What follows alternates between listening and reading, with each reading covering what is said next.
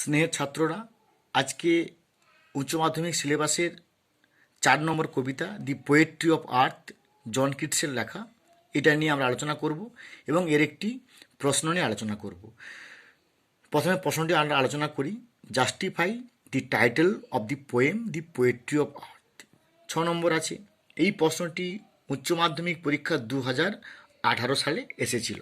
তো প্রশ্নটা কি, justify the title of the poem the poetry of আর্থ, অর্থাৎ আমাদের এই পোয়েট্রি অফ আর্থ এটার টাইটেল বা শিরোনাম ঠিক আছে কিনা এটা নিয়ে আজকে আলোচনা করব। এর যেহেতু একটি প্রশ্নতে আমরা একটি বক্স ব্যবহার করেছি এবং ওই এক কথা বলবো, আর্টিস্টিক স্টার্টিং এবং আর্টিস্টিক ফিনিশিং হবে। আমরা কীভাবে শুরু করলাম, আমরা এটাকে শুরু করলাম এখানে JOHN, I am sorry for it. John Keats composed the poetry of earth on December 30, 1816. The original title was On the Grasshopper and Cricket.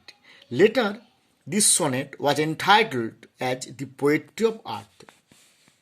Keats wanted to focus on music by the word poetry in his sonnet. অর্থাৎ Kitts কি করলেন, তার কবিতাতে poetry মানে তিনি এটাকে বললেন যে এটা মিউজিক, এটা বলতে চাইলেন।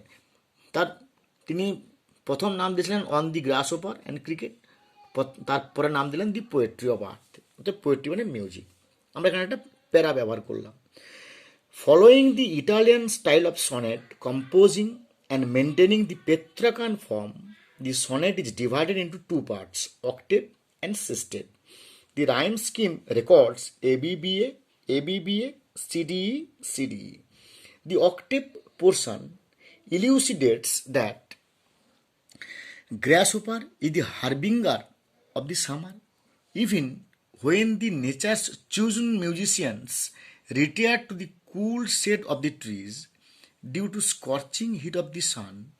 Grasshopper takes the lead to symphonize music. অর্থাৎ কি বললাম আমরা, যে পেত্রাকান ফর্ম অনুযায়ী ইটালিয়ান সনেট, আমরা সবাই জানি, পেত্রার নাম শুনেছি।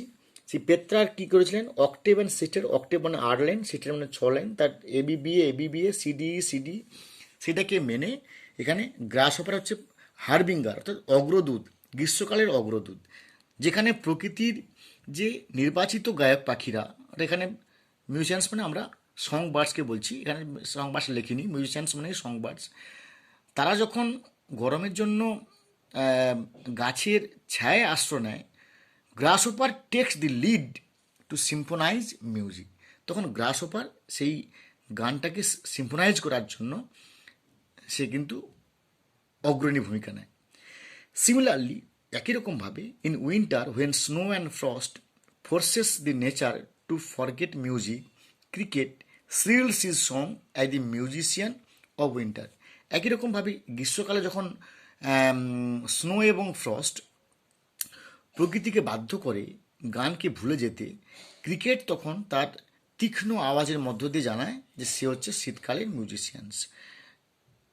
এখানে আমি তোমাদেরকে যে স্নো অ্যান্ড ফ্রস্ট দেখে মনে হতে পারে যে স্নো অ্যান্ড ফ্রস্ট কেন ফোর্সেস করা আছে। আমরা সবাই জানি এটাকে বলে সিমিলার নাউন, অর্থাৎ ব্রেড অ্যান্ড বাটার, এই যে